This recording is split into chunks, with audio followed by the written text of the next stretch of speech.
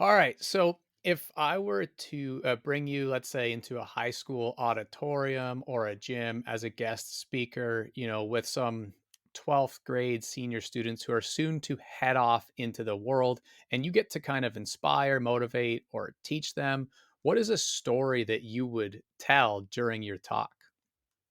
Well, not so much a story actually. I think universally, like the education system is a little bit backward, and there's like I think three or four key areas that schools really seem to forget to talk to their students about. It was certainly like this for me, and I've spent the best part of my adult life like trying to figure a lot of this stuff out. And they're the four pillars. So around wealth, health, love, and happiness. I don't know why, but so few schools actually teach their students about this. And I think if I had a room, an auditorium full of like young people about to embark on this amazing journey, the start of their adult lives, heading out there into this strange, world that we live in, I'd say go and buy a book on love, go and buy a book on wealth, go and buy a book on health, go and buy a book on happiness, and study them. And I can recommend books on all four of those sorts of areas, and start to just get really curious about like just these things that I think people, when you're young, you think that the most important thing to you is like going out and with your friends and like starting to go to bars and like picking up girls and things like that, whatever your interests are. And I know times have changed quite dramatically. People are into different things nowadays from when I was sort of growing up 25 plus years ago. um, but I think if people just got curious and studied these sort of, they'll soon quickly realize that actually financial security is like massively important. Having healthy relationships is like hugely impacts your ability to have a successful, happy life. Finding things which actually really fill you up. Like too many people chase money, for example. I know I talked about wealth being one of them, but they do it for the wrong reasons. They do it for the money, but what they don't understand is how to build like long-term wealth creation for themselves. They start to borrow money, they'll take out credit cards, they'll get into student debt, they'll do all sorts of things and then regret it further down the line, like I did.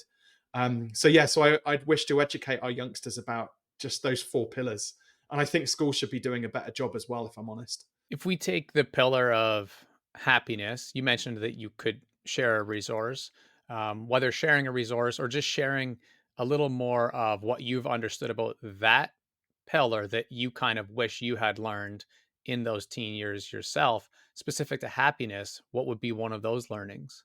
I think the Japanese culture, the Japanese people have got it kind of nailed. So they have a framework called ikigai, which they work to, which essentially is four overlapping circles, which are around. I'm going to probably misquote these, but there's a book called Ikigai, which is like the perfect guide on it. But it's around like having a mission, doing something that you're passionate about, adding some value, like bringing some extra value to the world, whilst also having a profession which you can follow. And again, the misconceptions are like around the profession, for example, we think that it's just about making money. It's not.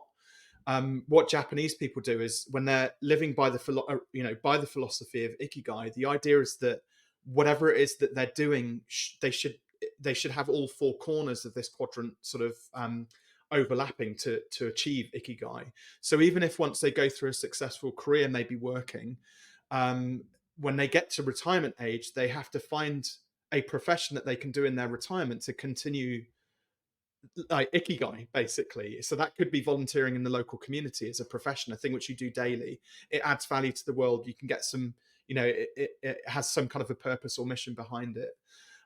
So I think ikigai is a great philosophy to work to. But again, there's also I don't know if you're familiar with. There's a guy called Ali Abdul. He's also written a book recently called Feel Good Productivity, which is it's a fantastic philosophy around how to live a life in a way that you can be productive, but in a way that also feels good. Because you can get so caught up if you get into debt and take out a mortgage and have children, and things start to, they're not necessarily burdens, but then there is some element of responsibility. You end up kind of just getting into the system and doing things because you need to survive, as opposed to actually like setting out to thrive. So Ali's philosophy around feel good productivity is like focus on the things that actually bring you joy and fill you up, as opposed to just doing things because you have to do them. I love that he used productivity as a word in the title of the book because I think it's great for search. It's great for keywords. It shows up in a library because everyone wants productivity. I have a few books behind me on the art of productivity. Getting Things Done is a classic book in that area. Yet, for the people who kind of hate the word productivity because they're much more into the mindfulness of how we flow in our lives and become creators and really do the ikigai, they're almost like somewhat counterintuitive to each other. And I appreciate that Ali took that direction with the book. That feel good part is really what we're talking about there. I think that can be hard for the beginner to appreciate because maybe they don't have the wealth figured out yet, or they uh, don't even know where to begin because productivity is like a definition they hardly understand yet, and things of that nature. When it comes to your productivity or ikigai, um, I'm sure the journey didn't start where you are now, of course, but how do you define your ikigai and your feel good productivity right now? Yeah, I mean, I'm very fortunate that through my career that's led me to sort of coaching other business owners now. So, there's happy accidents which kind of happen along the way, but right now I've discovered something which I'm deeply passionate about, helping other business owners to grow their business, and in a way that not many other business coaches actually do. So my thing is about pricing and money mindset. A lot of business owners, they, for example, they'll charge based on what they do, but not necessarily what that means to the end client. So in terms of like the dream outcome which it delivers to their end client, and it's beautiful watching the light bulb go off where my clients finally get it, that they're like, oh, it's not about me, this is about what I do for other people. So it's kind of like quite meta because I'm doing that for other people, and they're thinking about the results they get for other people, and then it passes down the chain, and then they think about what they're doing for their clients, and so it kind of continues.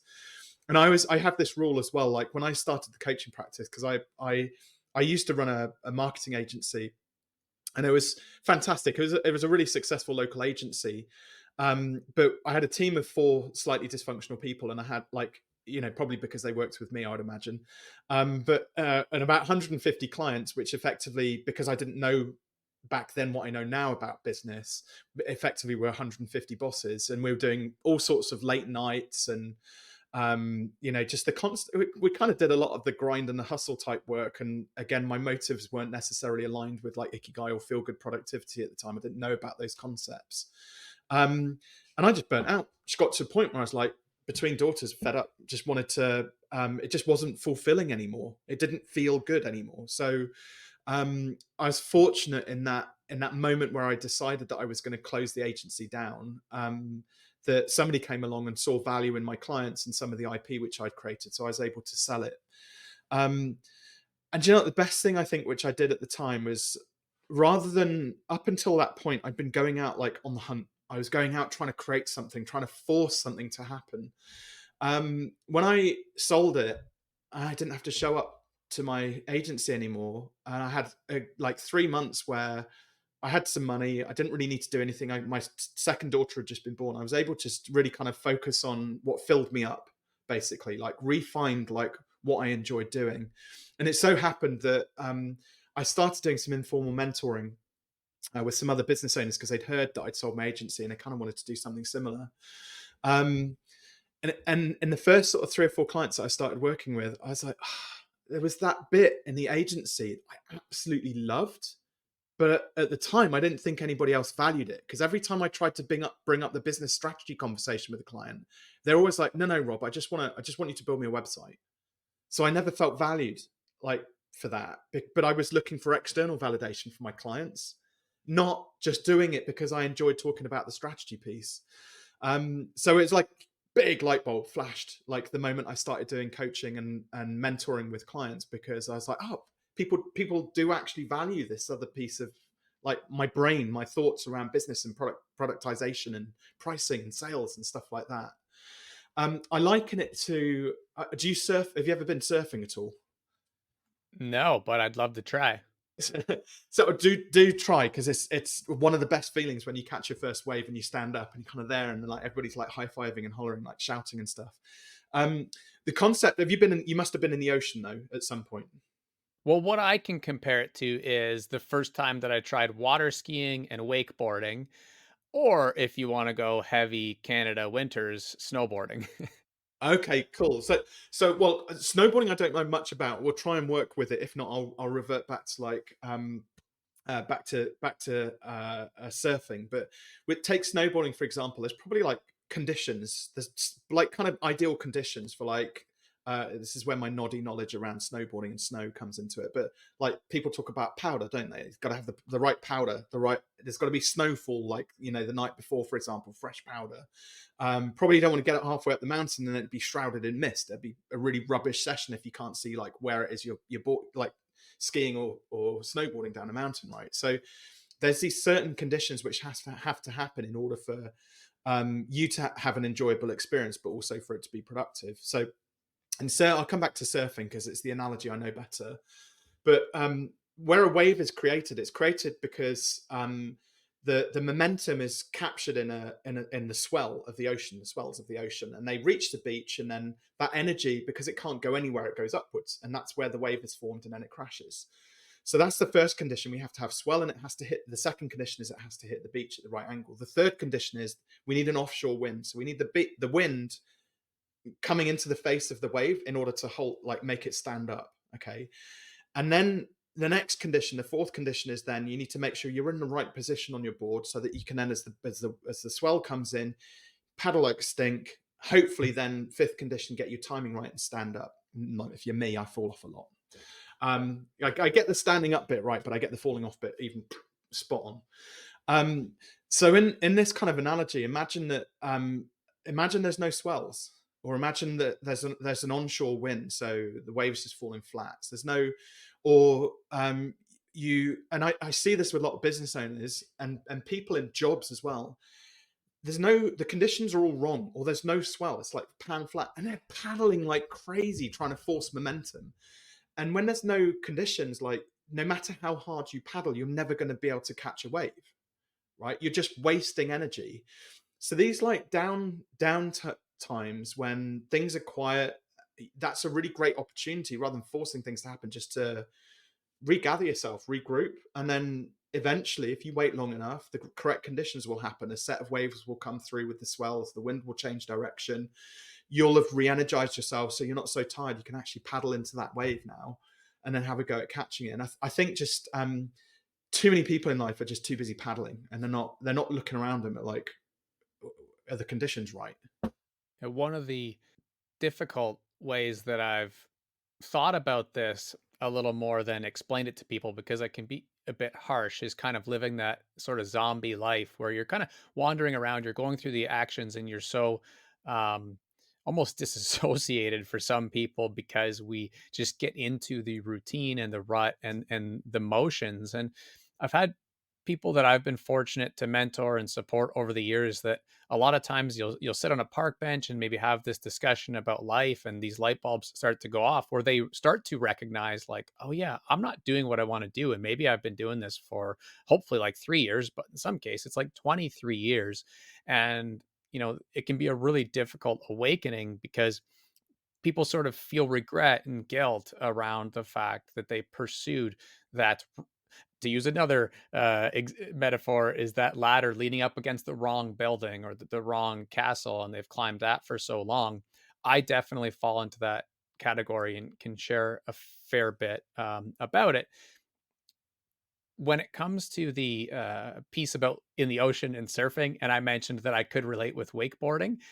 An interesting thing about that relates is in wakeboarding, people, if they haven't driven the boat before, think that you probably need to go fast because it's going to be more fun, like you're tubing on the water, when in reality you have to slow down. You can't go too slow because then the person won't be able to get up. You have to be in between where you create that really nice huge wake, and similar to what you're saying, those conditions become ideal and optimal. The big difference is it's not natural. It's man-made. It's created. You have a boat, you fill that boat up with gas, you have this probably man-made lake as well, and you're going around creating those conditions. So, I think what's interesting about all of this is we could stumble into it naturally, but a lot of times you probably have to create these conditions for clients. When people are struggling with figuring out what the heck they want to do or creating those conditions, like how do you start helping people get clarity?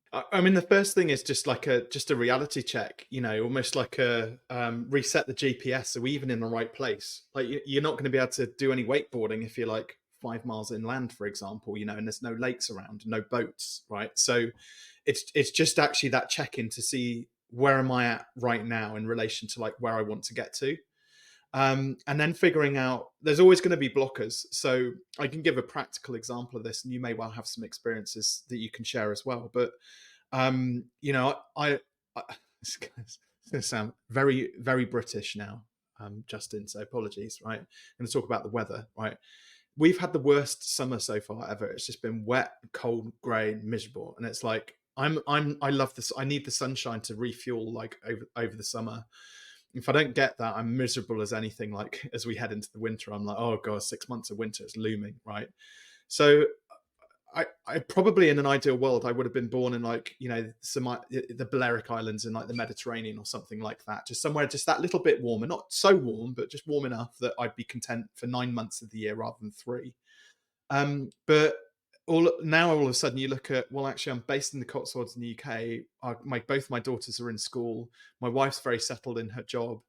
All of our friends and family are here, so it's kind of like it makes it really bloody hard sometimes to create the right conditions. So it's kind of like, what would you be prepared to do in order to kind of at least take the first small step towards doing that? So um, my wife and I made a commitment that right, we'll just book some really nice holidays. So at least we get to experience it for a part of the year, even if we can't do it sort of permanently. We get the benefits of the best education and healthcare system I think probably the world's got to offer, compared to most countries in the world. And we can also, I mean, I have to also recognize that I'm probably slightly privileged. I went to a private school, I went to university, white, middle class. My parents worked incredibly hard up from sort of working class up to middle class. I'm privileged. I'm lucky. I'm very fortunate to get to where I've got to. Equally, I've also had to work bloody hard to get some of the things which I've got as well, to earn the rights to go on holidays and things like that. So I think the reality check of where you're at. What are some of the obstacles that have kind of got you stuck with where you're at the moment? What's the first smallest step that you can take towards like, moving towards where it is that ideally you would want to get to? And there's some really interesting. There was something, I know this is unrelated perhaps to your question, but there was something which you said about happiness in your previous question. There was a study, and I wish I could remember where it was. I'll try and dig it out, so perhaps we can share it in the show notes. But there was a happiness study. So they looked at people from 18 through to the age of, I think it was up to 80, which is the average sort of age Western culture where, lifespan. And there's a big dip. And the dip at the peak is 42. Funny enough, is exactly where I'm at the moment. Now, this sounds like a pretty like sad story for anybody who's like hit their 40s with kids, married, all of those sorts of conditions, right? But the nice thing is when you kind of know it, knowing is like the most useful bit of information, because it's like, right, well, I know that's the case now. How can I avoid that? Or what can I do to kind of move out of it? But yeah, literally from the age of 18, your happiness dips. You hit middle age, like mid 40s, and you're at the lowest ebb, the most unhappy. It's where most divorces happen in that 42 to 45 age bracket. It's where male suicide is at its highest, 42 to 45. And there's that grind, that routine. Isn't it any wonder that because for 200 days of the year, us 42-year-old parents of two people are getting up every morning, doing bed, like brushing the teeth, doing breakfast, packing the lunches, doing the school run. We get home, we cram in our day into like 6 hours, me and my wife, because that's all we've got. And then kids come home, tea time, bedtime, bath time, so that, we 200 times a year. Imagine doing that on repeat 200 times a year. I did not get it. I had a business partner in my first business. He had kids 10 years before mine came along. I was like, why are you always off ill? Why are you always so tired? Like, why have you never got time to focus on the business? Well, I just did not. Non-parents just do not get this at all. And literally, like within a week of my first daughter Poppy arriving, me and Caleb, my business partner, we're still very good friends to this day. We've known each other for like 25 years now. Even through my first job, that's where we met. And the first thing I said to him, we met her for lunch about a week or two after Poppy had been born. I said, "Man, I'm so sorry." I said, "I had no idea what you were going through, and I couldn't. It chokes me up. I feel really sad that I had such a lack of empathy, but also it's just part of the process, right, of life and learning about kids and all of the stuff that kind of comes along with that like growing up, basically." And he probably had to decide to just find a way to tune you out or handle the relationship so that he could focus on his kids, maybe if he was doing well by them, because that's one of the tough things. I've worked with a lot of non parents too. And in some of those cases, they're not going to have kids either. So they won't end up having that sort of moment of reflection where they realize, like, oh, this is what you are going through. Mm, And for me, it's been really difficult because we've had moments where our daughter's been hospitalized for like a week straight, for example. A lot of times where I've had to just tune out the noise and focus on her, which can be really difficult when we're goal oriented people, yeah. have this, real mindset around wanting to achieve things.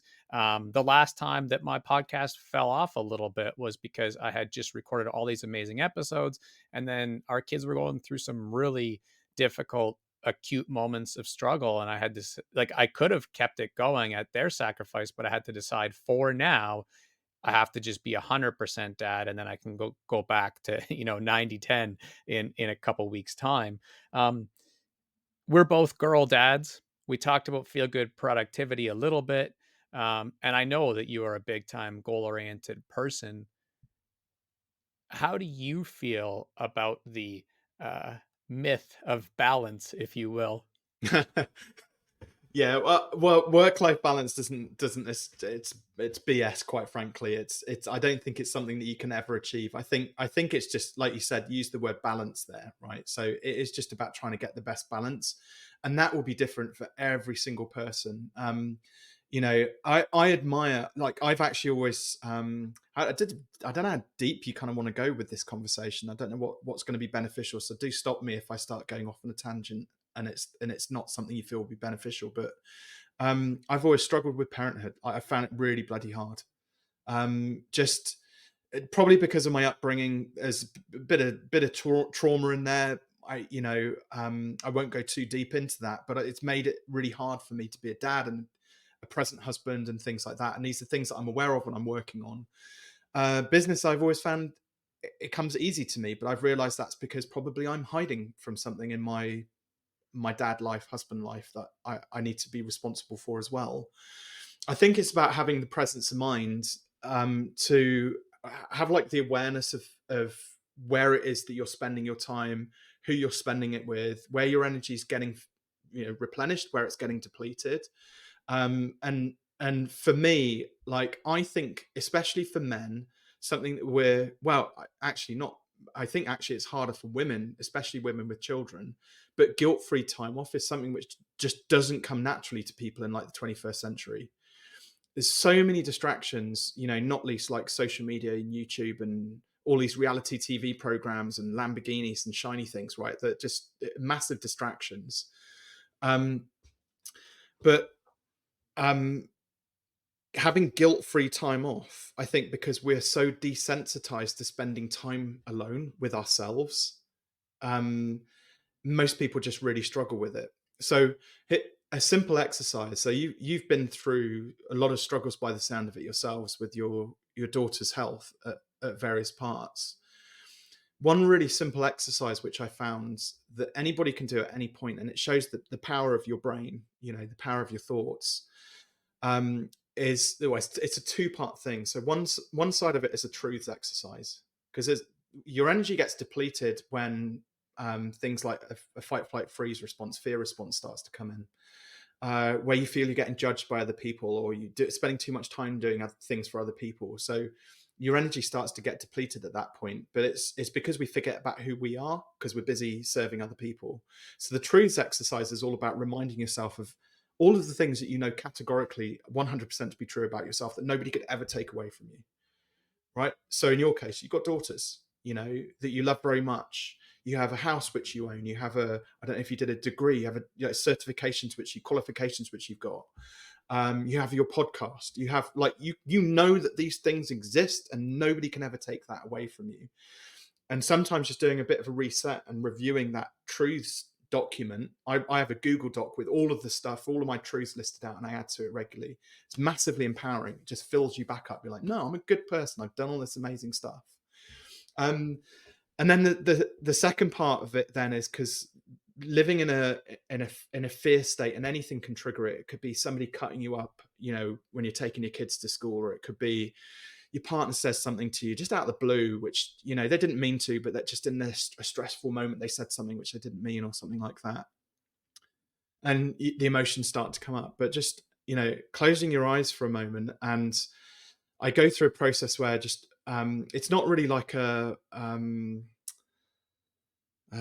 it's not like a hypnosis or anything like that, or meditation. It's more so just just a gentle sort of check-in and reminder. So you take two or three really deep breaths, and even just like let out like a really loud like sigh at the end of it. And like really plant yourself like you're sat down at the moment. So feel the seat like supporting you. It's coming up underneath you and it's supporting you. Your feet like firmly planted on the ground. Just feel really just strong, filling your lungs up with air. And then just think about for a moment the fact that no matter what happens right now in this moment, no matter what has happened in the past, or even what's going to happen in the future, you have right now a roof over your head, you've got food in your fridge, and your family is safe. And keep breathing into that.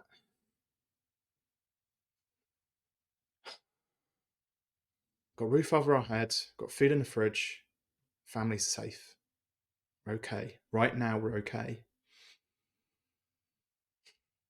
And the thoughts, they'll kind of drift in and out, they'll come and go, right? And the bit which trips people up is they judge those thoughts. They see them as good thoughts or bad thoughts, right? And you just don't judge the thoughts, allow them to drift in and out.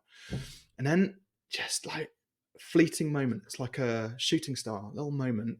You get those just 40 milliseconds of calm, inner peace. I don't know if you were doing that exercise then as I was kind of going through it, but did you capture just tiny little nanosecond of like inner peace and calm, tranquility? I absolutely did. I did the exercise while you were saying it. I think that was perfect. And I had moments of negative reflection too, like flashbacks to times where that exercise maybe wouldn't have worked. But then I was able to bring myself back to that place where it is working for now. To your point, I'm able to stay grounded in the moment and at this time have gratitude. I think that exercise is a really good example of how you do a great job of combining metaphor, story, and practical application as well, because you could have easily said some fluffy things about how to be more productive or just left it at balance doesn't work, but you gave a really good practical example, which I think is really helpful. And when you asked about the idea of going deep on the show, um, I feel like, well, similar to what Ali said to you on his show that's actually called Deep Dive, this one's not called that. But I always feel as a host that it's important to go beyond the surface when it comes to these topics, because Mm, I know you've been on a lot of podcasts. You've probably been asked a million times the question, well, how does somebody start a business? Like, give me the 7 steps, and you could rattle them off really quickly. Of course, people waiting for that cliffhanger moment. We'll get to that. But I think it's really important that we talk about some of the story and the things that come up in the moment for you. And as you were sharing that exercise, one of the things that it made me think a bit about was, oh, you mentioned the fleeting moments and how we need to kind of let those thoughts float by. And even if they enter our mind, let them float on by. And one of the things that I've been really big into is the psychology of golf, the sport psychology of the mindset as it relates to the sport of golf. Like, I think it's such an incredibly powerful metaphor for life. yeah. A lot of times when I'm mentoring someone, and even it's my own kids, they don't know all the things I'm stealing from are like golf mindset tips 101. And one of them that I used to use when I competed in the sport was looking up at the sky and seeing the clouds float by and trying to attach your negative, self deprecating thoughts to those clouds. And so letting your negative thoughts, letting the devil on your shoulders inputs just float by like the clouds in the sky. And over the course of 18 holes, 4 hours, you have to do that 1,000 times. Um, on that topic, it made me think of your book, Take Your Shot, because um, it's about golf, but it's also about business. And I'm curious. You wrote that really well to bring this full circle because it's story. It's also practical application, and you even said at the beginning, like if you want to skim through and get to the exercises, this is how you could do it. How much of that overall narrative was related to your personal journey in building your business? Oh, do you know what? You should get a prize for that because that's one of my favorite questions I think I've ever been asked on a podcast in all of the podcasts I've done. Um, Quite a lot actually, and I'm not sure people. I don't want to do like a spoiler alert because obviously I'm going to gift some signed copies to your listeners as well. So I'll try not to give the game away too much, so they get some enjoyment out of the book as well. Um, so that it was told as a like a parable basically, and there was a few commercial reasons because of like the size of the book and how I structured it. But I loved there were some great books I read when I got into sort of self and personal development. So Built to Sell, which is on my shelf over there, which has like a hallowed place on my shelf because it's one of my favorite books of all time, by an author called John Warlow. It was told as a story. There's a book called The Go-Giver, told as a story. Another book called Go for No, told as a story. The E-Myth by Michael Gerber is majority told as a story. I think stories just really give you an opportunity to kind of, when you're reading it, immerse yourself in like the characters within that story and go along with the journey, and you can see how it aligns to your own personal set of circumstances. So Russ, who is like the main character in that story, he's actually a real guy. He was one of my first coaching clients, and we got to by about page 72. There is a bit of artistic license with where the story goes. So again, I won't give it away, but it was interesting when I started to sort of tell Russ's story and how he meets this coach, and the coach starts to introduce him to these 5 business concepts. It was really dry. The first versions of it, I did the first chapter like 3 times, and I was like, this is just dry. There's no, I just couldn't feel myself getting into it. And it's just because whilst I coached Russ, I didn't know deeply how, on an emotional level, how he was feeling in all of the different transitions that he went on his journey. So the only person I could draw on was my own story, having been in business for like 20 odd years, you know. So it's quite emotional. I found myself crying, and even now, like recalling it when I was reading the audiobook, because I did that myself. I just burst into tears several times, like recalling the story because I was drawing from my own emotions on that, you know, going through it.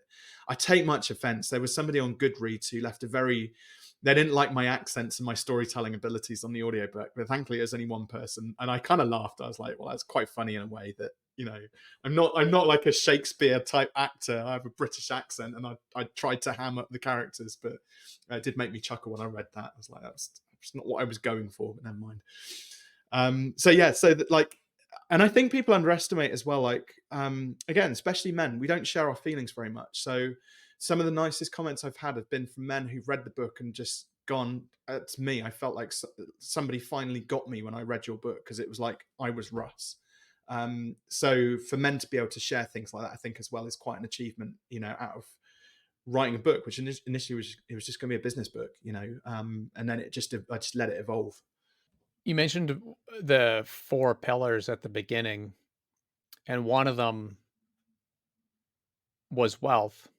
The first one that you mentioned, I believe. Russ's journey takes him on a journey from not really understanding wealth in a sense to figuring it out a little more with the coaches, aka your help.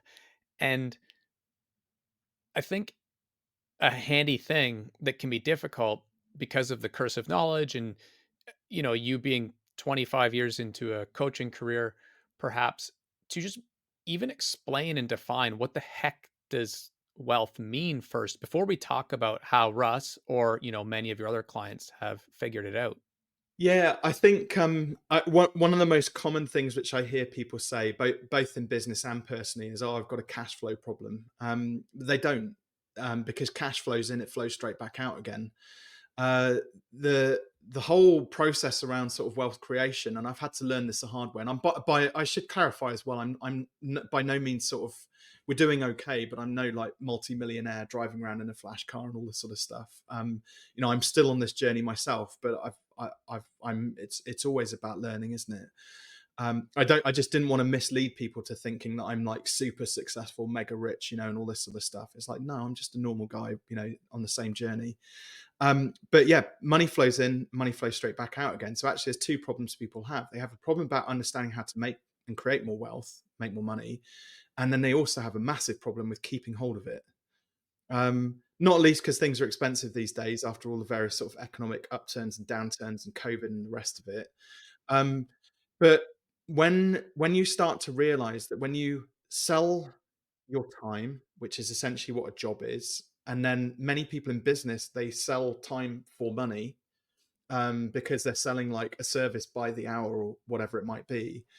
Um, well, the only way I can kind of put this into like some kind of context is like, do you mind me asking, how old are you at the moment? I don't mind you asking. If I can remember or not, being such a power of now person, I'll be 40 in the fall. 40 in the fall. Okay, so congratulations, because that's a big milestone. So let's imagine, right, you're 80, and now I'm going to age you a little bit more than that. I'm going to give you a bit more life. Let's say you're 87 and you're on your deathbed, right? Family are all around you, and you have to sell the final hour of your life. You have to put a dollar figure on it, right? You have to sell it. How much would you sell that final hour of your life for? I I could probably answer this question for an hour because I feel like I could take it in so many directions in that. Let's keep it simple, just a number. Yeah, I mean, honestly, I just think it's priceless, m but I would sell it for, um, maybe $1,000,000 if it gave my daughters a little bit of a head start in life. Yeah. So what's interesting is that $1,000,000. Now that I've asked you this question, and you'll start to think about it, and you'll have conversations with your daughter and your family and stuff like that, that number will grow. It will gradually get bigger. The closer you get to 87, that number will grow and grow and grow. I'm currently at about, I think, about 100 million. That's my number at the moment for my final hour. Because I'm assuming that I've spent a bit of time teaching my daughters about generational wealth and wealth creation, and giving without take, and various other concepts like that around like doing good in the world. So 100 million gives several generations worth of wealth, that they can then do something great with. Basically, that's the way I look at it. And it's that's how much it would cost me now to not spend that last hour with my girls and my family, right? And that, I started off, I think I was, 1 million, 2 million, 3 million, like it was, relatively low. And I started thinking about this about 5 years ago. But why is every hour of our life worth any less than that? Why do we treat it like selling ourselves for like minimum wage, like 12.50 an hour, or a salary of like $35,000 a year or whatever it might be? Like, and the thing is as well, like most businesses in a capitalistic sort of market, you're building somebody else's dream when you take on the role and responsibility of a job. Unless you work as a public servant, you're actually doing some good. But let's face it, only a tenth of the people tend to work in sort of good public services, like education and health and fire brigade and armed forces and stuff like that. So it's quite interesting when you start to think about like the value of like every hour that you're selling, and you can never make more time. You can always make more money.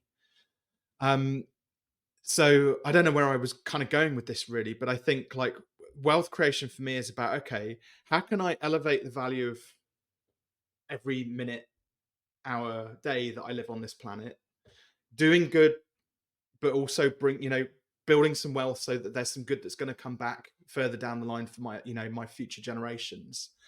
Um, and I think Simon Squibb is quite a good example of this. I don't know if you've ever come across him, but he's a British guy. He sold a business for ridiculous sums of money, out in Hong Kong. So much so he never has to work another day in his life. But he set about this mission, building Help Bank, It's a fantastic platform that you can go on there and people post questions. You can just offer advice and help them out, and you can do it for free. And he pays people as well periodically, like gives like cash windfalls to people who've like topped the leaderboard on it for helping people and stuff. But his whole thing is like give without take, give without the expectation of getting anything else back in return. When you start to live like abundantly like that, understanding how the value of your time, how that money trickles down through either your personal or business bank account, your profit and loss, and then what you can actually, how you can leverage that money to then get more resources back out of it. The whole thing is quite fascinating when you start to break it down. I'm not an economist. I couldn't explain probably a lot of the maths and science behind like wealth creation. It's not what I'm here on this planet to do. My job is to just help people to see that they're worth more like today than they were yesterday, basically, in whatever it is that you're doing. But you can also do that aligned with doing some good for the world. Like I'm reaching a point where I like bankers because they pay a shit ton of tax. That's the only good thing that comes out of the banking and capitalistic sort of society, right? And so few of them choose to do any good with that money. They just splurge it on like shiny things, and it's like it's actually quite sickening when you start to kind of look inside that world. Um, and it's really nice seeing. I've got lots of friends who were in finance, so they understand how to create wealth. They come out of finance, and now they're putting that wealth and knowledge to like good use. And I think that's admirable. And I think more people should be doing like thinking like that.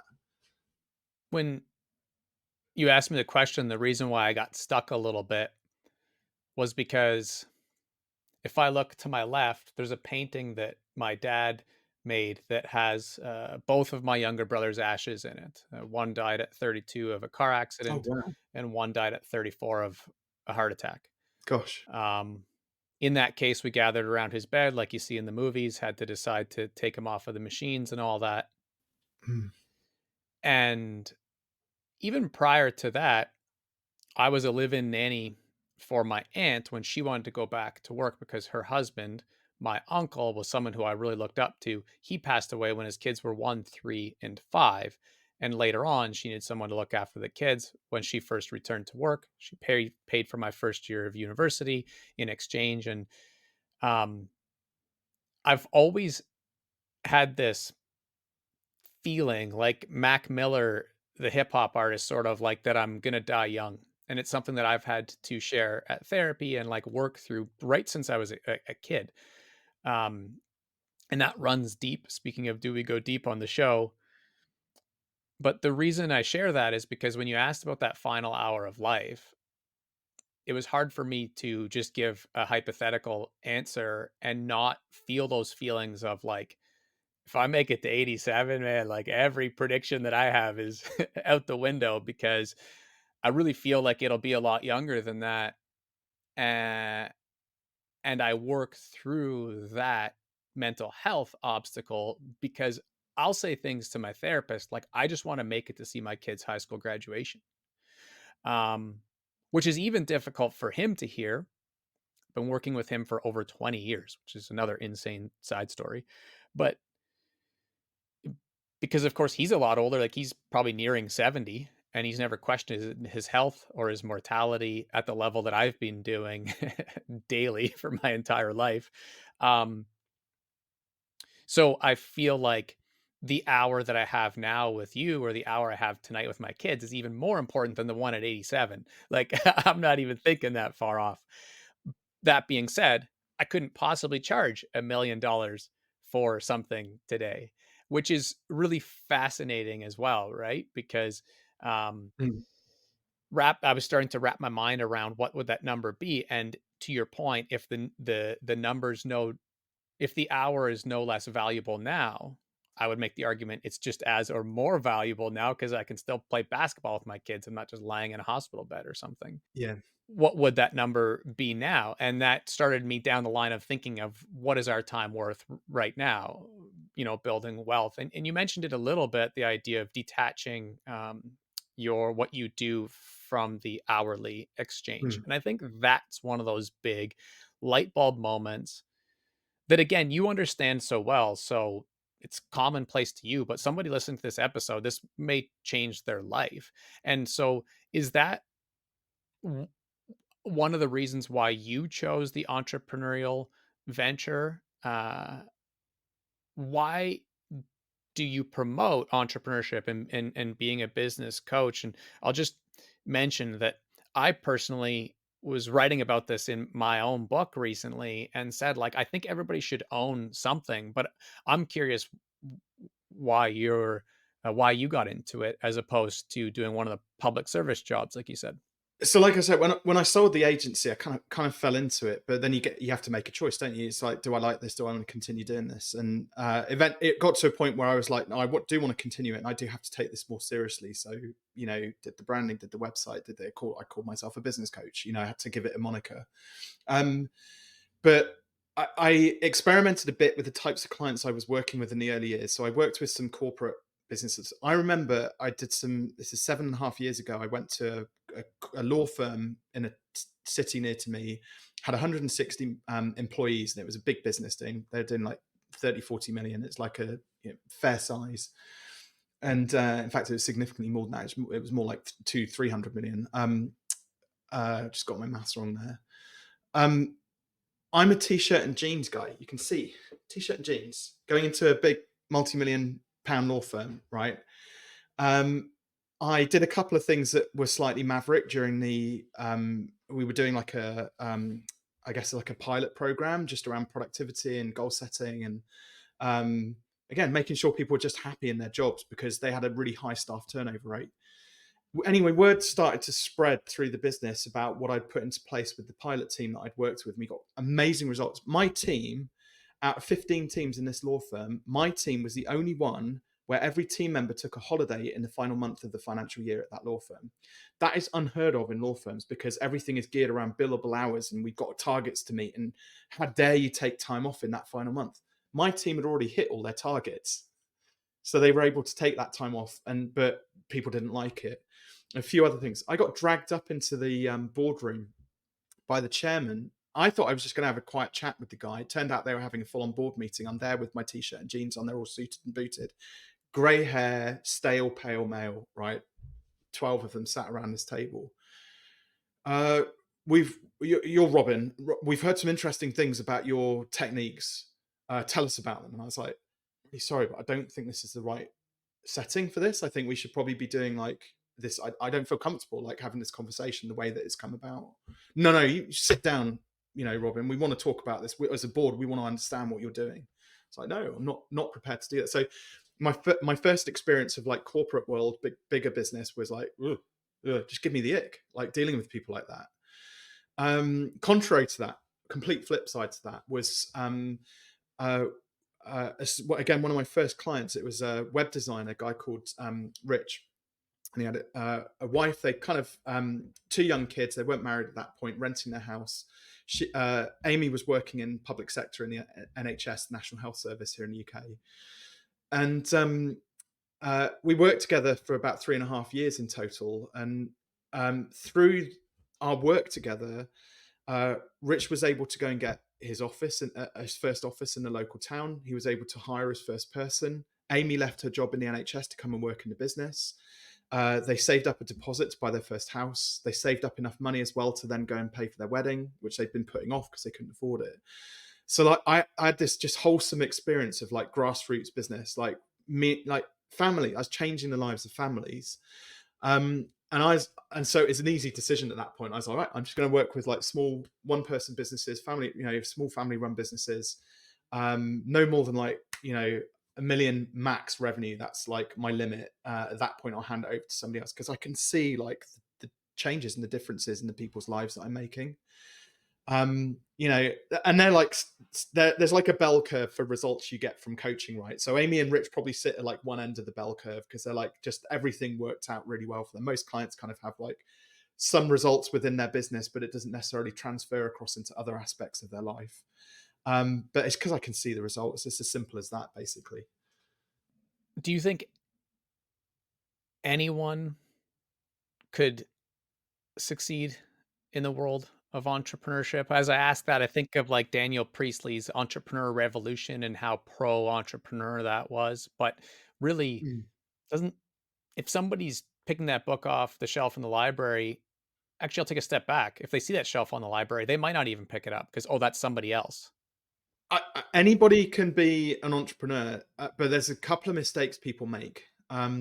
So the first one, Simon Sinek talks about, and Dan Priestley talks about this as well, actually, in Entrepreneur Revolution, a similar sort of concept. But Simon Sinek talks about the infinite game, and like in a game of football, I don't know how long a game of American football. I was talking about soccer here, not American football. Right? In a game of soccer, you have like two halves, 45 minutes each half. You have 11 players in each team, and one team wins generally, and one team loses, or it might be a draw depending on like the game. But it's finite, right?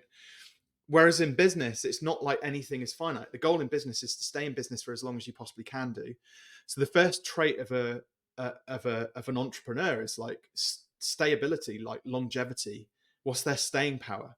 And the business journey, I think everybody predicts when they start out in business that it looks like that. It's a straight line, heading up into like multi-millionairedom.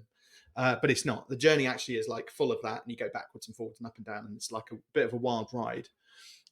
So being able to tough it out through those dips is a major part of that stickability. And the dips, you just got to be passionate enough about what you do. I've had periods in my business, even I'm a successful business coach. I don't mind calling myself that. Um, where for example, 2023, in the first 8 months of 2023, I enrolled 3 clients. Now, most people would look at that from the outside in and go, well, that's really awful as a business coach. That's really terrible. I had 25 people apply to do some coaching work with me, and 22 of them I decided it just wasn't a good fit. I didn't feel like I'd had enough value for whatever, number of other reasons. And like my thing is about, I want to be able to make the change, help people make the change in their business, in their life. If I genuinely feel like it's not a wise investment for somebody to spend with me, I won't take their money. And there's a lot of people out there, unfortunately, in the coaching space, especially. Sorry, I'm going to rant a little bit here, but it's an important message. Not just the coaching space, but in the small business community alone, where people are just like, they're out there just to make as much money as they can, to put food on the table, to pay for their mortgage, like at whatever cost. And I couldn't live with myself if I took somebody's money for those reasons. I shouldn't say this, Mrs. Waite's out of earshot, so I can never let her hear me say this. I personally would rather be poor, homeless, and destitute than take somebody's money when I can't help them. There's like this ethical and moral code of conduct, which as business entrepreneurs, we need to sign up to. And unfortunately, there's multitude of brilliant business owners and entrepreneurs, but there's also some unscrupulous ones who will take your money and they don't really care what the end result is, and they won't refund you if things go wrong as well, and things like that. Other mistakes about sort of entrepreneurs, they don't really have much clarity around the direction they're heading in. So they don't know who they help, they don't know what their product does, they don't know, they haven't even worked out like the basic economics of like how a business profit and loss stacks up. So I want to earn $100,000. My product is, $1,000. Therefore, I need to enroll 100 clients. That's a basic business plan in about 10 seconds, right? So most business owners don't have that just basic bit of knowledge about understanding the numbers and setting a business plan. And the final thing, which I think stops a lot of people from becoming entrepreneurs and staying with it, is pride. Two separate examples. The first one was a guy who wanted to set up a car washing business, and he was so focused on the fact he needed investment for his business. And I was like, you don't need money to start a business. Oh, but I need to pay for a pressure washer. I need to pay for a hose, and I need to pay for a. And he listed off all the stuff. I was like, you don't need any of that. I was like, go to any like moderately wealthy neighborhood where they've got two nice cars like parked on the drive, knock on 100 doors and just say to them, listen, I'm thinking about starting up a car washing business. I see you've got two nice cars. They look a bit dirty. Would you let me clean them? And then they'll look at you. And then he was like, oh, but I don't have the kit. I was like, but they've got cars. They probably wash their own car. Like, just borrow their kit. Oh, I couldn't do that. It's like, I look stupid. I was like, don't let pride get in your way. Like, borrow the stuff from the owners. Just say, look, I'm just starting up. If I can clean your cars for $10, it means it's $10 towards getting my own bucket and sponge. The next time I clean your cars, I'll have better kit. But he was just too proud to just ask to borrow stuff and just make a tenner, right? $10 is not beneath anybody. Like, I don't care what your circumstances or background or anything like that. if you have an idea for a business and you can't just get out there and ask for $10, like, you shouldn't be doing it in the first place. And another example of this, slightly different but similar. This guy I was speaking to yesterday got a great idea for a business, which is like these they're fixed washing units on places like beaches and stuff like that, where your dog's gone and like my dog Wilbur did. I went to Watergate Bay down in the south coast, and he rolled in a dead seal carcass. It's honestly, it was gross. It's the most awful thing ever. The idea is then that you would have this mobile washing unit for dogs, basically, so you could hose them off, shampoo them, blow dry them, and stuff. And you tap your card, and off you go. Which is a great idea. But these things cost like 20 or 30 grand, and I was like, and he was like, I'm going to save up loads of money, get my retirement from the police, and then I'm going to spend. I was like, what, are you mad? Like, you don't even know if this is going to work or if there's enough demand or how many dogs are at these beaches or anything like that.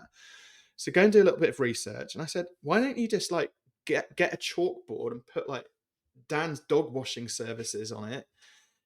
Get like a 50-gallon, roller drum which you can fill up with water, a battery powered like shower kit, and some shampoo, and sit on a busy beach and see how many people come up to you and want to pay like $10 for a dog wash.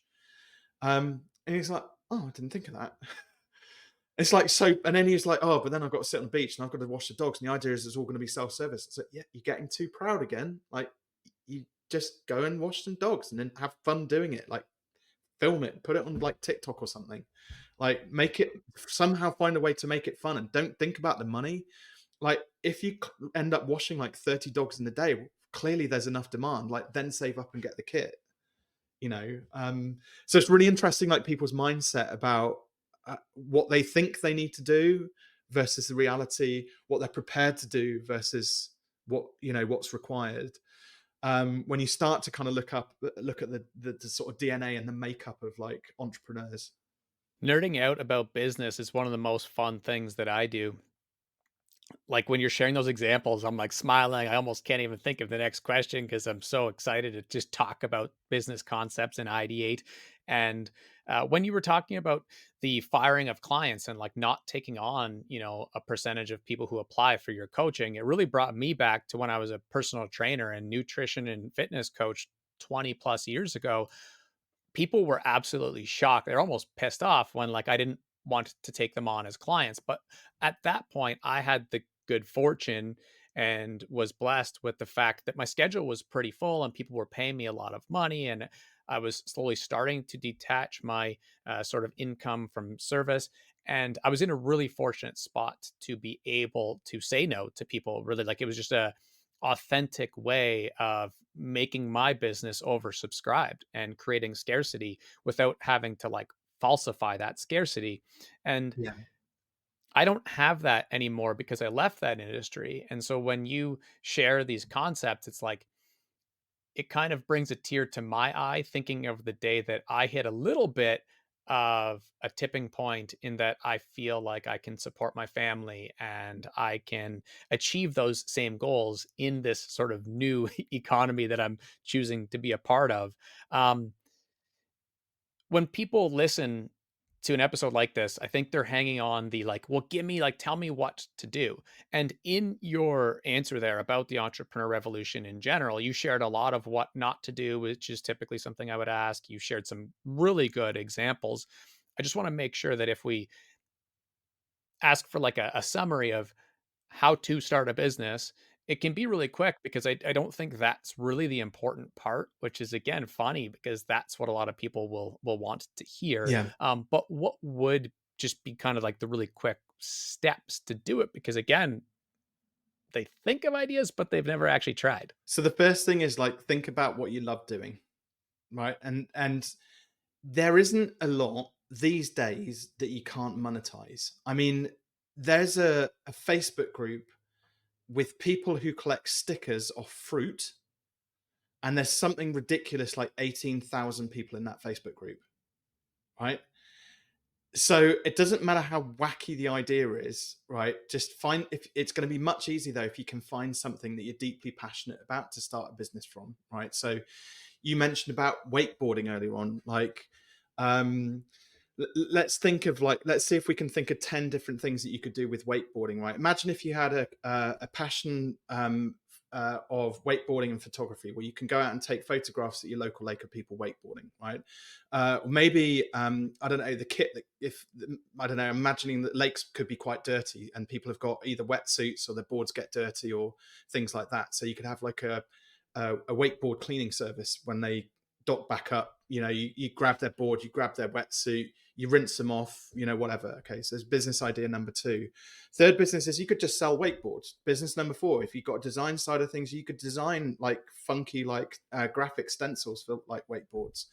Um, Maybe there's like injuries that people get through wakeboards, so you could have like injury prevention like things. What are we at, 5 ideas now? Do you want me? I could carry on if you want me to. Right? Do you want me to try and come up with another five? You could push me. I I mean, yeah, just this is truly what makes incredible content, right? Because it's real. So, yeah, I mean, if you have more, but you don't have to you don't have to get to the point of stress. Wakeboard ropes, wakeboard repair kits. So that's seven. Look, I could carry on. Chat GPT. Stickers that you put on your Yeah, wakeboard. there you go. So even you're coming up with them now, which is great. So Chat GPT is a great thing to do. If you go into Chat GPT and you put, I love soccer, I'm thinking about quitting my job and starting up a business. Can you give me 10 business ideas for somebody who's passionate about soccer? And Chat GPT will just do its thing. So that's kind of the first thing, is like, let's just find something passionate about, come up with a few ideas. Then what we want to do is we want to test those ideas to see like whether they actually keep water or not. So there's 3 questions which I always get people to ask around their ideas. So imagine you've made a list of those 10 ideas now, and then you've got 4 columns next to it. So the 3 questions, and then we're going to have a total box for the other 4 columns. So question number 1 is like, how much do I love this idea on a scale of 1 to 10? So it could be like photography. Yeah, I'm kind of moderately passionate about photography, but actually I could kind of take it, leave it somewhere 5 out of 10. But injuries, like, it's nothing worse than seeing like, you know, kids just starting out on the wakeboards and picking up injuries and then they lose their passion for it. So actually I'd love to, like, I'm like 9 out of 10 on that, like doing that, because that'll make a really big difference. So how passionate am I about it? Second thing is, what kind of results can I get for my clients? Again, on a scale of 1 to 10. So you might be deeply passionate about it, but you might be rubbish at it, right? So you want to start to get a balance of like which ones are scoring the highest on average. It's rare that you'll get like 10, 10, 10, although it has happened. And then the third question is, can I make some money from this on a scale of 1 to 10? Right? So I don't know how much demand there is for wakeboarding and how much money you can make from leashes, but it might be like, oh, actually, I'm really passionate about the handles on the leashes and, designing new styles for it and the threads and like the tension in it and things like that. That's really cool. But actually, like, the unit profit on it is like, I don't know, $10. And so you've got to sell so many units that it becomes overwhelming, right? So maybe we'll park that product. And ideally, then what we want is tot up all of the scores, and we pick the one with the highest score across those 3 metrics. And you can also put in your own criteria into that as well. Then what we want to do is, a lot of people again make the mistake, like, they just go full gas. They're like, right, I'm going to invest everything into this, and it has to be perfect. So I'm going to release 10 leashes, but they have to be like custom designed and perfect, and the packaging's got to be this, that, and the other. And it's like, no, just like, you've got to figure out whether actually the market wants this thing now, right? So you have the best idea, and your mum's there saying, yeah, go on, Robin, this is a great idea, you should go and do it. But then, and you spend time perfecting these products, like 12 months of your life and tens of thousands of dollars. And then you take it to the shops and the manufacturers, and they're just like, nobody wants this. So testing the market as early as possible. It's a part of the oversubscribed approach, which you talked about, Dan Priestley, one of his books. You can create something called a wait list. So what you do is, the likelihood is, if you're into wakeboarding, you have a community of people around you who like wakeboarding as well. So what you do is you reach out to some people in your community and you say, listen, I'm thinking about this, setting up this business, doing customized leashes that can be to like your weight, your tension and size of grip and all this sort of stuff. Would you be interested in buying a custom leash from me? And if so, how much would you would be a fair amount of money, you know? And if you end up with 100 people on that wait list, and they've all ticked, yeah, this sounds amazing, we'd love a custom leash, and we'd be willing to spend, $60 on it to get the best of the best. Well, there's $6,000 worth of latent demand there that we can start to tap into. And maybe a successful month for the first launch is to sell $1,000 worth of leashes. So we do small increment. We test the market. We build a wait list. So we create demand. We get people excited. Now we've got an audience. We do some kind of a launch campaign, and we set a realistic goal of like, I don't know, selling 20 leashes, and see if we can achieve that or not. And if there's too much resistance to the way, there's something called product market fit. You can have a really good idea in the wrong market. You can have a really strong market, but just wrong product. The goal is to get a good fit, and knowing when to stop is quite important. Because I'm just trying to think of an example. I had a client recently who was just she was trying to sell LinkedIn marketing, so like personal branding, but into the construction space. They desperately need it. They can afford it because there's a lot of money in construction. They didn't get the value in it. Like, no matter, they kind of went, oh, yeah, it sounds cool. I think I kind of need that, but they weren't like sold on it. So it was like pushing jelly up a hill for her to actually grow that as a business. Pivoted into entrepreneurs, however, who know that LinkedIn is like hot property, and to get their personal brand out there and connect with lots of people. And we tweak the pricing structure a little bit to suit entrepreneurs. All of a sudden, she's like, got enough demand out of it that it's like, so that product market fit is like massively important, but knowing when to back out of one market and try your product on another is important too. Well, like I said right at the beginning of that question, I think that'll be life changing for people. And I know naturally we'll have to wrap pretty soon. We could go on about these topics forever, especially because we're so, like I said, people who love nerding out about this stuff. I think that was such a really good summary, and especially the validation part, making sure that it works with a small bet first is something that I definitely well, learned the hard way for sure, but also really found one of the biggest things that I needed in my journey to figure out. And the other thing before we do wrap that I'm interested in and brings a lot of this stuff full circle is the idea of niche or niche. And I say that because you are a very multi-passionate person. Clearly, you could probably think of 1,000 business ideas, yet you are able to focus, at least for now, on fearless. Um, do you think that the brand that you are building is something that you will stick with only forever and create different things like you said, the wakeboarding rope and stickers and designs and injury prevention, all that, like pillars within fearless? Or do you feel like you will also create other companies in your future? So I have an accidental company which I started during lockdown, which was in content marketing, and that seems to be going quite well. So I kind of stepped a little bit back into the agency space, so that's quite fun. But again, it's based on my personal brand. It was just like we have sponsorship space in my blog, and it just seems that it's hot, like again, hot property. It's just worked. It happened very organically. The fearless brand is quite yeah, I'll always have this brand. I'll always be coaching. I can't see myself starting up too many businesses outside of that coaching space.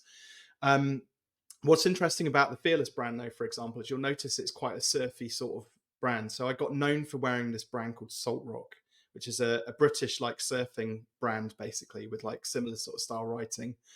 And so I created this brand initially. Well, I had somebody help me with it, Satna. She was absolutely brilliant, branding expert. And she was like, "What sort of things are you interested in?" Like, and I was like, "Well, surfing and cycling, like love being in the ocean and stuff like that. And I like these Salt Rock t-shirts." He's like, "Well, great. That's a really important part of your identity. That's put it in a logo, and then literally, if you stand still for long enough, Justin, I've got a stamp here, and I'll stamp your forehead with my Fearless logo." I put my logo, as you can see, like wherever I can, because I'm really proud of it.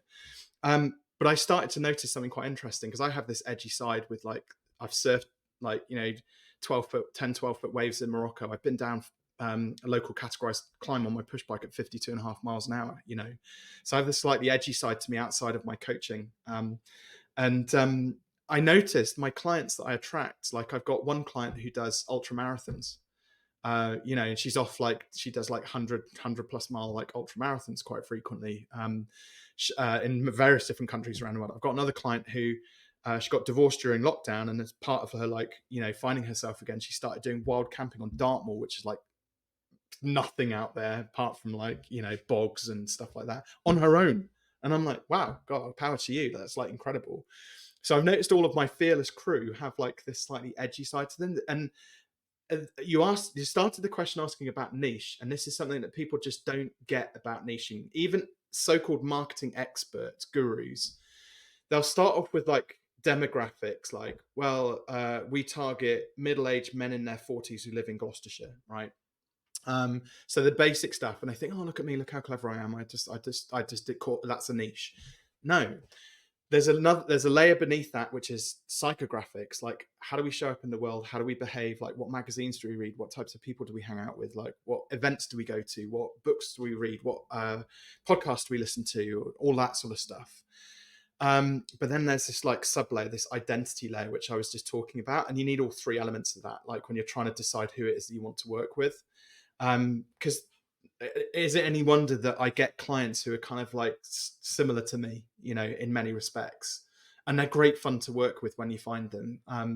We have a great laugh in the Fearless crew. I've just wrapped up before this our weekly call, and it's like, yeah, there's the business side of it, but we try and make it as fun and like easy and effortless to like go through the coaching process as we possibly can together. And again, it's not for everybody, and that's fine. I'm comfortable with that. I think that's a really special, pretty well mic drop moment because for me, I struggled with that literally for years. Wouldn't even be an overstatement of like, okay, what is my niche? And to an extent, I still don't have it figured out, but it's a lot more clear that we can create specific demographic, psychographic opportunities through campaigns or different pillars within our overall business, but that our overall business has a lot more to do with, like Simon Sinek's start with why, our values, and our identity. And I can really see that coming into shape for myself too. I Mm, think that will be another one of those huge light bulb moments for people when it comes to this. Um, there are sometimes episodes that we do on this show where I'm like, man, with this person, I could create weekly episodes and we would have infinite stuff that we could talk about. I had shared about, had jotted down the idea of talking about being an author and writing books and storytelling, getting a little more into what it's like trying to be a parent and build a business. And the list goes on about things that we could. mm. Um, Tackled, even talking about education and growing up, going to private school versus what you maybe want your kids to face when it comes to school, or should they go into business? Should they create social media content? At what age, etc.? I could go on about the topics we could talk about. Yeah. I list those out because we do have to wrap, and I love to ask some bullet rapid fire questions quickly. But before I do, if you since we're going to leave for a while, it might be some time before we collaborate again.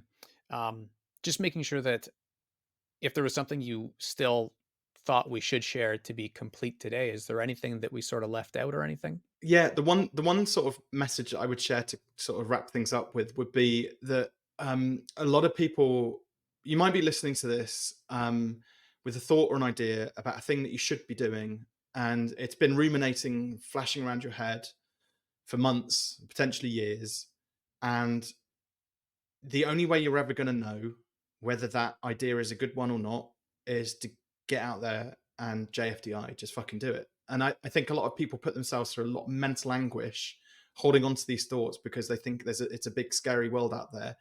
It's really not. That really, in I think, Western civilized culture again, especially, like, there's nothing to be afraid of. You might lose a bit of money or look a bit dumb, but probably within like 24 hours, people will get on with their lives and forget about whatever it was that you tried to do. Me, I would always much rather know, like, give something a shot and know whether it works or not, than sit putting myself through the pain of suffering thinking about it for like goodness knows how long. Boom, mic drop. So when it comes to rapid fire questions, it could be off topic, but what is one thing that you are learning right now? I am getting back into YouTube, and I've hired a company to actually like hold me to account and teach me properly like how to grow my channel. So That's quite exciting because I've kind of, I'd say, half-assed it to this point. Now I actually want to do it properly. So yeah, doubling down on YouTube. That's really cool. I think it's arguably the best medium out there. I know you've been in Ali's studio recording and having that experience and seeing the benefits that it can have for people. But I also think it's one of the highest barriers to entry. Why it's just why it's so valuable. So that makes me happy for you. I look forward to checking those videos out. I'm like a filmmaker at heart, so it's something that I definitely have on my bucket list too. Um, One piece of advice, being a girl dad, I'm sure this is something you think about sometimes, but if you could leave just one piece of advice for the next generation, what would it be? Two words: let them. And I'll have to rationalize that because most people would be like, "What? What does that mean?" So, especially as girl dads, I want to protect my girls like nothing is going to come anywhere near them or hurt them, or like, I'm going to be there every moment, the minute of the day, like watching over them. And like, you can be overly protective as a parent, especially if you're a dad with daughters. um and there's nothing better than when they have insights that they've developed their own, and the only way to get those is to stop parenting them and just let them be themselves and be kids and explore. So whenever they're doing something a bit dumb, or they're doing something really cool and constructive, or whatever it might be, and I feel like I should interfere, I have to just go, no, no, just let them be. And I've found myself now, and my wife as well, she's getting on board with this. It's like, no, no, just hold your horses. Just let's see how this plays out. It's like 80 words, but Sorry, yeah. but the two Rapid fire, sorry. really will stick in Let people's them. memories now. Yeah. Let them. Now that they know what it is, it'll stick in their memories, and I'm sure you are definitely creating innovators and good people by having that philosophy, so that's awesome. We pass the microphone across the world here, and you're able to ask me a question as the host. Again, could be on this topic that we've been on or otherwise, but, what is a question that comes to mind for me? I'm curious. What are you most excited about?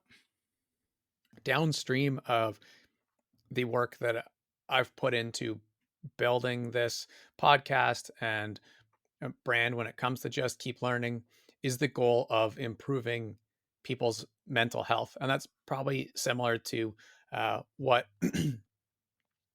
is part of your values with building out Fearless, but it's been a shit ton of work and learning for myself to really push this boulder like slowly up the hill without seeing many signs and signals, like little ones that there's like kind of success coming. You can see the light at the end of the tunnel, but Mm, not many.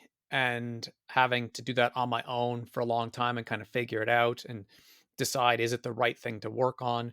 I've been pushing this boulder up the hill, figuring out some of the technical things about like how to even create a podcast and all the things that go into it that I don't need to bore people with, but ultimately pushing that boulder up the hill.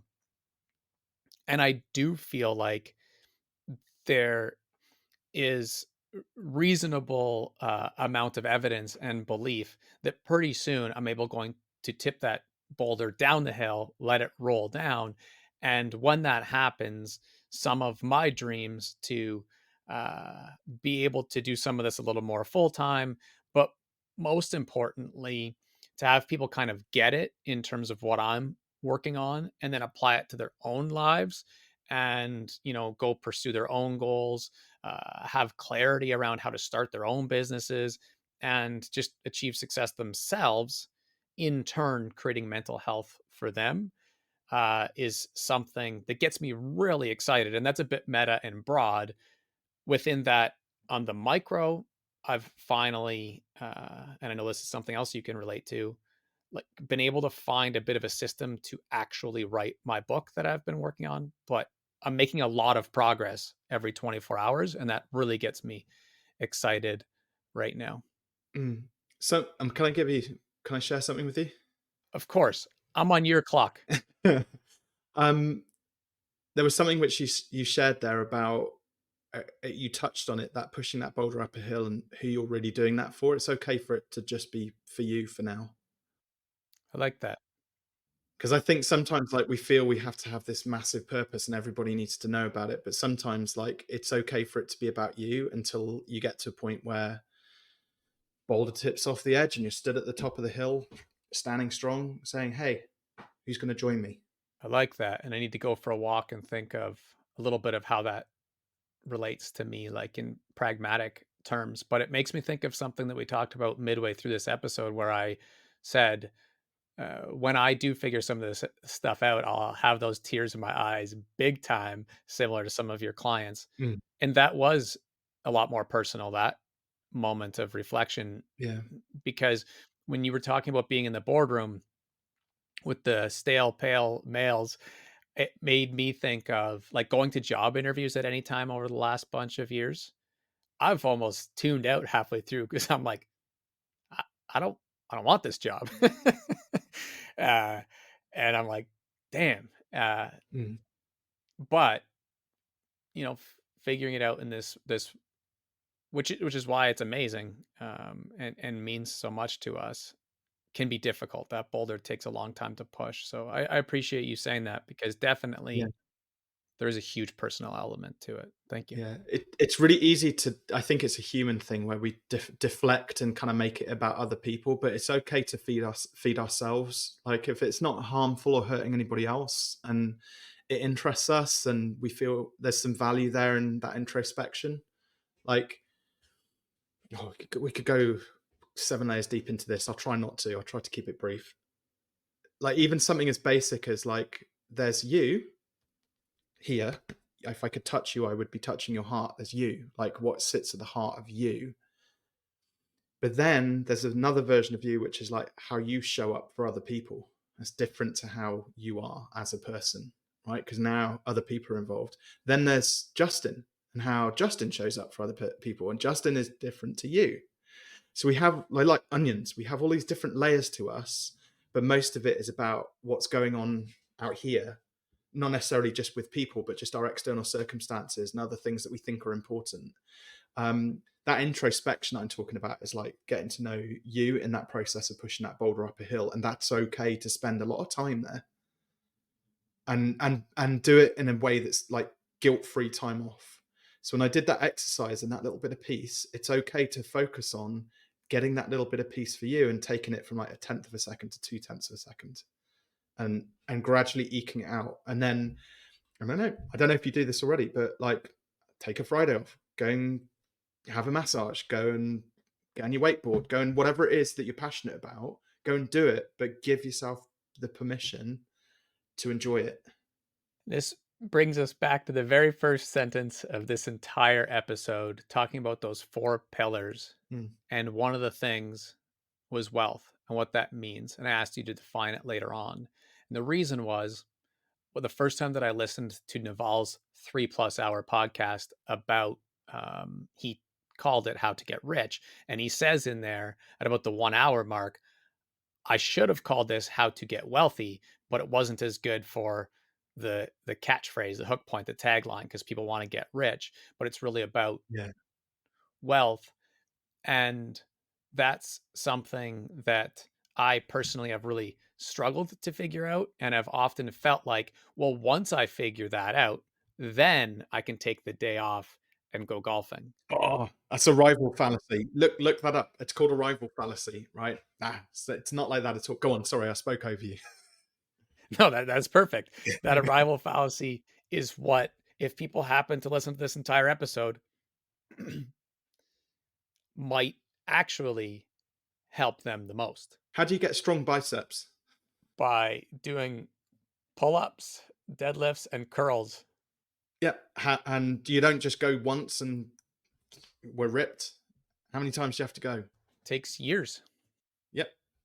Guilt-free time off is no different. It's just another muscle that you have to exercise, and it takes a heck of a lot of like workouts to get there. And sometimes it may be good, and sometimes it may be bad. Sometimes it may hurt your legs, like I experienced on Sunday. I had leg day, and it hurt, and it still hurts. But we're going to persevere. We're going to carry on going through it. And on other days, it'll be easier, and it won't hurt as much. It's the same with guilt-free time off. Sometimes it's easy, sometimes it's hard. Well, if we were closer together in terms of geography, I would definitely say let's go golfing this afternoon. Or we'd have to figure out the time zones. Where are we playing? But I know I wrote a book about golf. I am the rubbish golfer. I love it. It's fun, but like it just takes too long. I make people really frustrated because my balls just go everywhere. So wow, it'd be a lot of fun. And that would play into my brand of hanging with people who just really try something they suck at. and wakeboarding. You could have a good laugh if you stuck me on a wakeboard. I think I'd get it eventually with the surfing experience, but I know it's a very different sport. So It's been a long time since I've done that too. Um, and this has been awesome. Like I said, we could go on many layers and talk about many topics, create an entire show, to be honest. I just really appreciate working with you. It means a lot that you took the time to do this. Most importantly, I know it'll have a lot of impact on people as they find this episode. Uh, the last question is always why, as well as where people should go, could go to find your work. well, I'm sure if people are a little bit curious and have questions, that's a good reason why. Just go and connect with me on LinkedIn and shoot me a message, and I'll always reply to those. And quite often it will be with a voice note, giving my thoughts and some pearls of wisdom, hopefully. And then I've also, like I said earlier on, I've got a gift for everybody. So I've got some signed copies of my book, Take Your Shot, as well. So those hopefully we'll be able to, I'll share the link with you as well to put in the show notes, but it's fearless.biz/TYS for Take Your Shot. Just put a few details into there, and then I take great pride in personally signing that, taking it down to Pauline at the post office and shipping them. I don't care where you are in the world as well. And if you can't afford postage, shipping's on me. So there's an option for that in there too. Well, that's awesome. Very generous of you. I appreciate you so much. And until the next time we create together, all the best. Awesome. It's been my pleasure.